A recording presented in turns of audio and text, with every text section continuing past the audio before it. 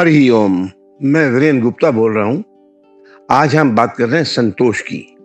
संतोष को देखा जाए तो इंग्लिश में कंटेंटमेंट कह सकते हैं, ज़्यादा एप्रोप्रिएट वर्ड है। सेटिस्फैक्शन नहीं है। संतोष को कंटेंटमेंट ज़्यादा अच्छा रहेगा। वैसे बहुत सारे वर्ड्स ऐसे हैं हिंदी में, संस्कृत में, जो इंग्लिश में उनके पैरेलल नहीं है। तो एक ऋषियों ने कहा है, संतोषम परमम सुखम। इसके लिए संतोष क्या है, इस बारे में थोड़ा सा हम चर्चा करेंगे और कैसे हम अपने जीवन में उसको उतार सकते हैं। मैंने सुना है यहाँ पर डेल कार्नेगी थे अमेरिका में, बहुत बड़े फिलैंथ्रोपिस्ट, फिलोसोफर, राइटर, और बड़े ही उनका नाम था यहाँ पर। तो जब वो मर रहे थे, अपने डेथ बेड पे थे, तो जो उनके 7-8 लोग थे, जो एडवाइजर्स थे, पीए थे, अब ये पर्सनल असिस्टेंट, तो वो उनका बायोग्राफर भी था। तो कुछ नोट्स बता रहे थे उनको। तो डेल कार्नेगी ने अपने बायोग्राफर से कहा कि तुम ये लिखो कि Dale is dying as the poorest man on earth. Dale is dying as the poorest man on earth. तो एकदम उनका पर्सनल सेक्रेटरी एकदम बोला कि सर, आप क्या बात कर रहे हैं, ये क्यों लिखवा रहे हैं?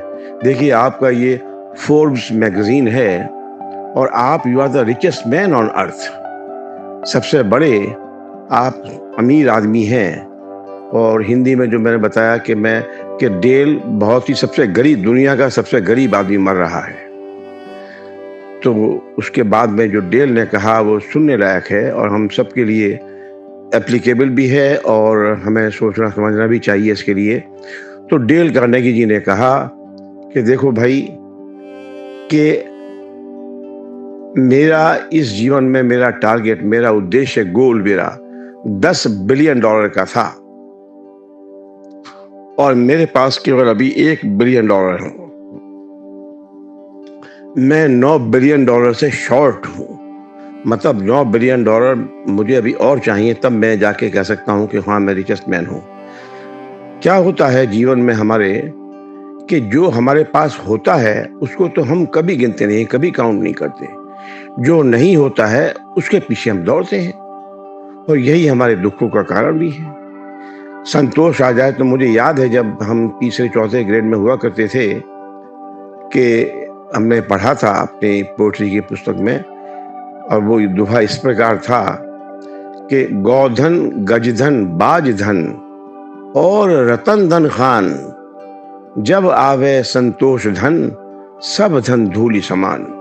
इसका थोड़ा अर्थ समझ लें। पहले समय में ये बिलियनियर ये सब नहीं हुआ करते थे। पहले जो राजा लोग थे उनकी रिचनेस इस तरह से आंकी जाती थी कि किसके पास 50,000 गईं हैं, किसने कहा मेरे पास 10,000 घोड़े हैं, 500 हाथी हैं। तो उनके लिए बहुत ज़मीन भी चाहिए, नौकर चाकर भी चाहिए। तो इसका मतलब ये, किसी ने कहा मेरे पास 1,00,000 गैया हैं, 20,000 घोड़े हैं। तो गौधन, वो गौ का धन हो गया, 50,000 गईये। गजधन, 10,000 घोड़े हैं, सॉरी गज मतलब हाथी, 500 गौधन गजधन, 500 हाथी हैं। गौधन गजधन बाजधन, बाज का अर्थ है घोड़े, कि मेरे पास 10,000 घोड़े हैं। गौधन गजधन बाजधन और रतन धन खान, पूरी खान है मेरे पास में रत्नों की। उसमें कोई सब हीरे मोती, ये पन्ना नीलम, ये सब पे सब हैं।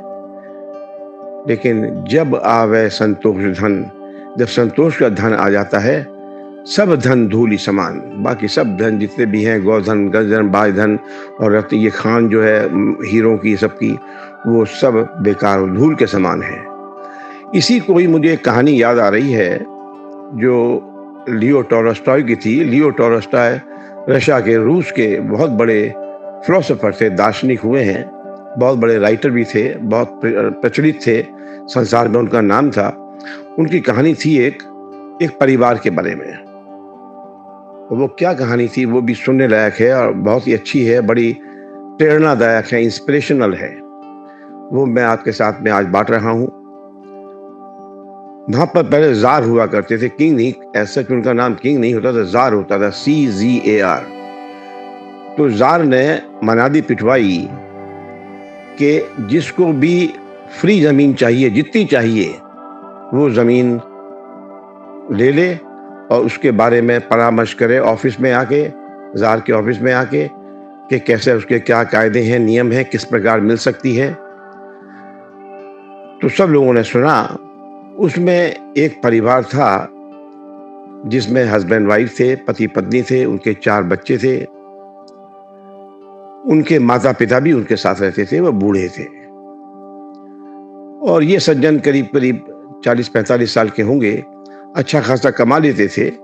घर का खर्चा खूब ठीक से चलता था। ये नहीं कि कहीं पर तंगी हो, फल-फूल जितना भी है सब, और अच्छी तरह से रहन-सहन भी बहुत अच्छा था।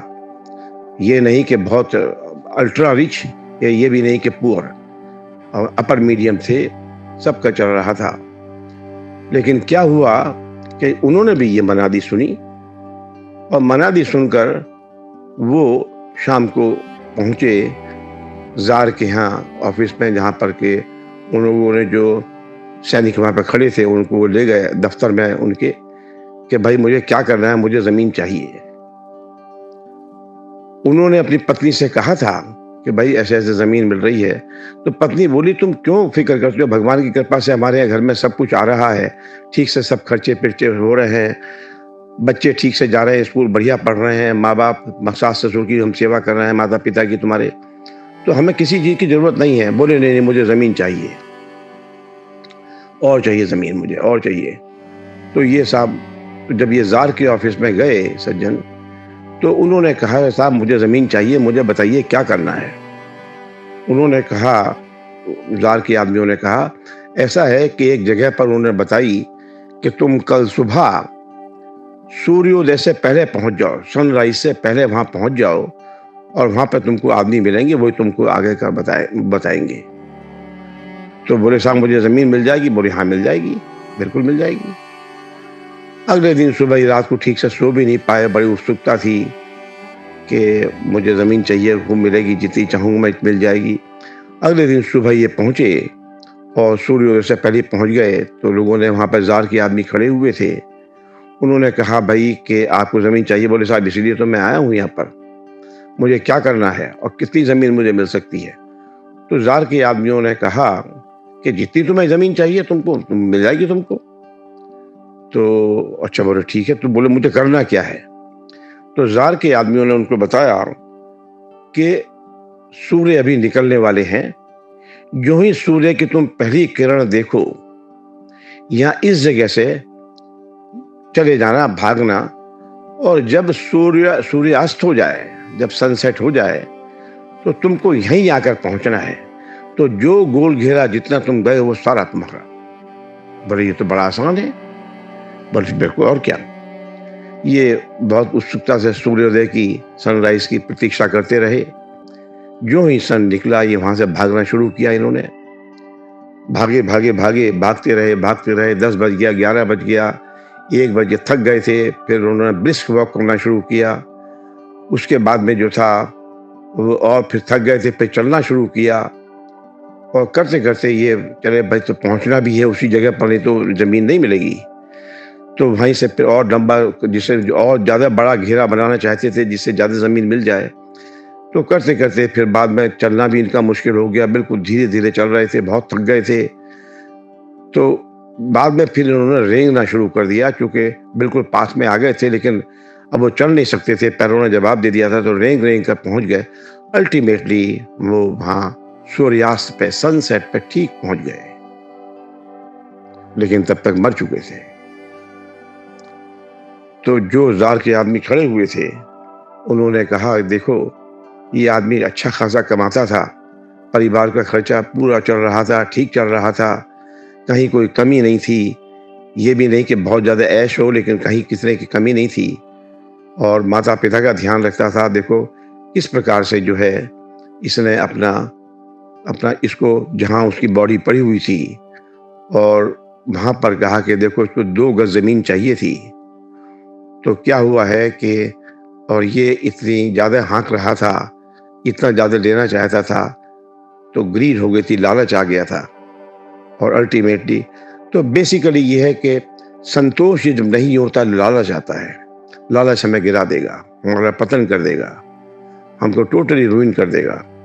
तो कहने का अर्थ यही है कि संतोषम परमम सुखम, जो ऋषियों मुनियों ने कहा है कि संतोष ही सबसे बड़ा है। और वही बात जैसे पहले दोहे में कहा है, अब मैं फिर से दोहरा रहा हूँ उसको, गौधन गज धन बाज धन और रतन धन खान, जब आवे संतोष धन सब धन धूलि समान। तो जो भगवान ने हमको दिया है वो खूब देते हैं, हम उसी में संतोष रहे, संतुष्ट रहे, ये सबसे बड़ी हमारे जीवन की उपलब्धि होगी। और उसी प्रकार से ही हम हर प्रकार से सुखी रहेंगे। मैं आज यहाँ अपनी वाणी को विराम देता हूँ और आपके अंदर बैठे हुए परमात्मा को मेरा प्रणाम स्वीकार करें। हरि ओम।